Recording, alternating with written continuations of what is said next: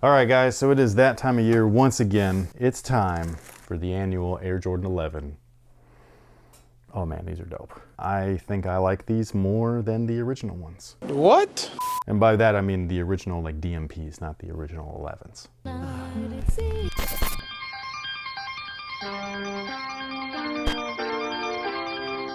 Hey, what's good, guys? My name's Chris. Welcome back to the official WearTesters.com YouTube channel. Today we're taking a detailed look and breakdown on the Air Jordan 11 Gratitude, aka the DMPs, even though I don't know why they're straying away from that name, but whatever. First things first, this is the box. It's just kind of like I don't know what you would call this, like a flip lid?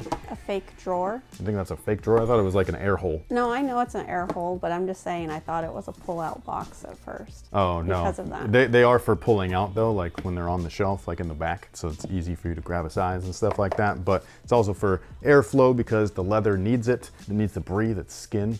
It was skin. I mean, technically it still is. It's just not being worn by anything. Well, yet. But anyways, on the lid, it's got a gold Jumpman. You got a little gold pull ring right there. You got the 23, you got the Jumpman when you lift it. And inside it says, thank you. I do think that this is a great look for the Air Jordan 11. I think it always was. These originally released, or this color scheme, I should say, originally released. Well, do I go like off of technicality or like literally list this color scheme? How nerdy do you want to get? I mean, how nerdy do you want me? Oh, behave. So technically, this white and black look debuted all the way back in 1995 with the Air Jordan 11 Concord, but these don't feature Concord at all. Instead, they replace all the Concord hits with gold. I love gold.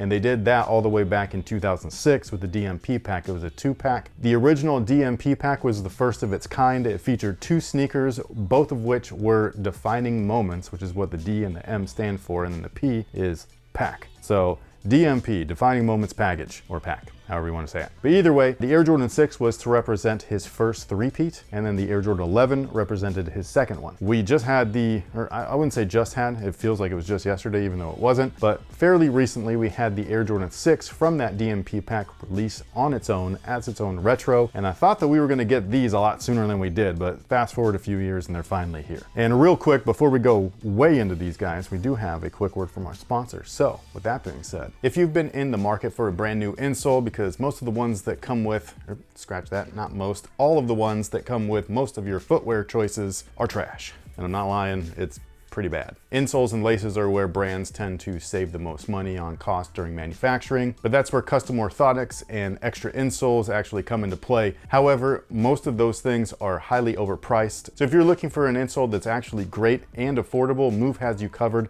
on all fronts, whether it's performance or lifestyle. Performance-wise, they've got 2 options. They've got the Game Day and the Game Day Pro. We do have full reviews on all of these items, so if you were interested, go ahead and check them out. But essentially, we've got these guys that have really nice foams that are used within the insoles themselves. They are also equipped with arch support, and they're 2 different varieties. So the Game Day is the softer variety. This one's a little bit more forgiving, so if you're not used to using something with a built-in arch, this is what I would go with. Or if you don't have a high arch, this is also what I would go with. If your arch is like kind of neutral, this is the one for you. The Game Day Pro has a much firmer plate right here. This one you cannot move whatsoever. So if you're a pro athlete or you need a ton of torsional rigidity within your shoes, or you do have a high arch, this is the guy that you're going to want to go with. Both of these things are fairly thin, so they will not alter the fit in your shoes too badly. And if performance is not really what you need, they have these brand new insoles which are called the Move All Days, and these things are freaking awesome. Now these guys are much like the Game Days, where they have a nice flexible arch support and torsion plate. So this is perfect for all of your casual shoes. I personally prefer using these in all of my cup-soled shoes. So anything kind of from the 80s era. The only thing to keep in mind is that these are definitely thicker than both the Game Day and the Game Day Pros. So these could alter your fit a little bit. That's why I also prefer them in those older shoes, those 80s style shoes, just because this right here works really well with those. And in case you were wondering what this orange material is, it's actually a polyurethane, and it's very comfortable. Now on top of all of that, we've got a random assortment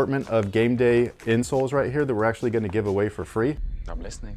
So if you wanted to enter that, it's going to be very simple. All you got to do is be a WearTesters Discord community member. There's going to be an extra link down below in the description box that'll send you over to WearTesters website where you can check it out. Now, if you're interested in the Game Day Pro, or the Move All Day insoles, all you got to do is click the Move link down below in our description box. It'll send you over to Move's website where you can check everything out. I believe these to be the best insoles on the market. I've been using them before we were ever doing promos for them and stuff like that. So I absolutely love all three of these. All right, so before we deep dive into this right here, I thought that it'd only be right to compare them with the women's version. Oh, these not even those. Oops, wrong shoe. These are dope though, by the way. Just saying, super nice materials, but it's not what I wanted. This is the right one. So obviously the colors are different, even though from afar or maybe in online images, they may look kind of similar, but just know that they are not the same, okay? One is white and black and gold. The other one is cream and brown and soft pink. Is that what they're calling it? It just says atmosphere, so I'm gonna go with yours because it sounds better. Well, to be fair, they called it soft pink atmosphere. Whoa, dream big. But anyways, as far as like a direct comparison, materials, build, tech, everything like that is the same with the exception of one thing. These guys right here, the DMP or Gratitude version, they replaced the nylon lace loops with leathers. They actually smell like it too. Versus these are a little bit more traditional as far as comparing them directly to an older pair of Air Jordan 11s like the original run. So they did replace the mesh with the leather, but the nylon lace loops are still there. I do actually prefer this one right here because the nylon lace loops do tend to yellow over time, although these are pre-yellowed, so I don't even know if that's gonna happen, but only time will tell. Now, as far as these are concerned, the outsole is gorgeous. This is so, man, I don't even know which one is my favorite. I just can't even pick one. The outsoles on every single Jordan signature shoe, in my personal opinion, are just dead sexy. This one is probably one of my favorites if I was gonna have to rank them. I just think that this looks really cool. It's more so iconic than anything else. But we do have translucent rubber, and I like that it's not tinted blue this time. It's actually kind of creamy, so it's more in line with that original release way back in 2006, the DMP release, not the originals. Those were actually tinted blue, believe it or not. But then we do have solid rubber traction pods right there, per usual, not anything different or special. And underneath that is a full-length carbon fiber plate. Now, as far as the tech specs are concerned, they do have a Phylon midsole, and then inside of that is a full-length air unit. And if you wanted to see what that actually looked like, prepare yourselves. That's crazy.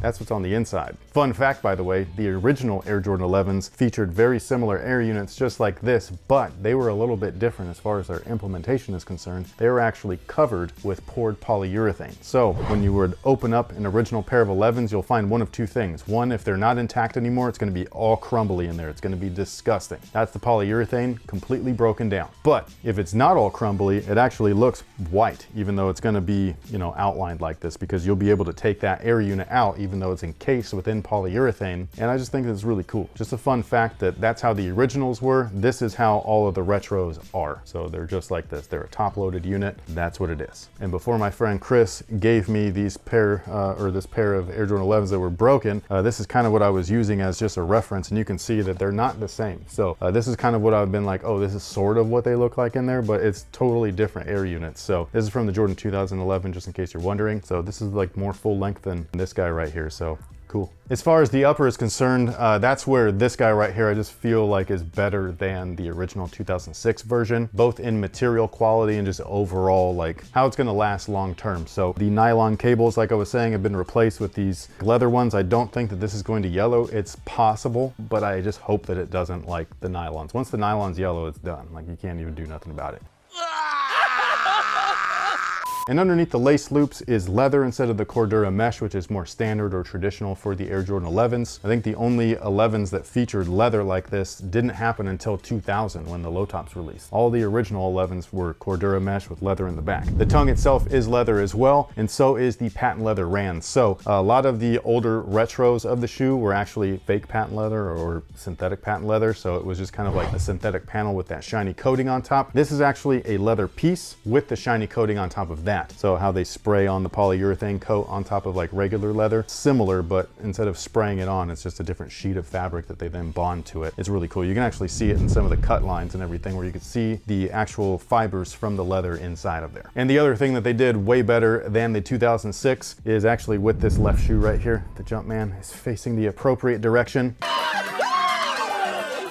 This should have never have been done. I don't even know how this would have happened. It feels like it was a mistake, and it actually debuted on this shoe in 2006. Put that thing back where it came from, or so help me! Now the insole is polyurethane, the way that it always should be, and then they also added that little 23 gold touch right there on the heel, which I think is dope. And that's on both insoles, by the way, so they both look like that. I do think that one of them should have said thank you, but whatever. The tongue tag says Jumpman Jordan, the way that it always has, with the exception of the 2000 release of the Space Jam, which was the first release of the Space Jam. The other one was the sample that was just for him. Whereas those said Jumpman Jam, and these guys say Jumpman Jordan.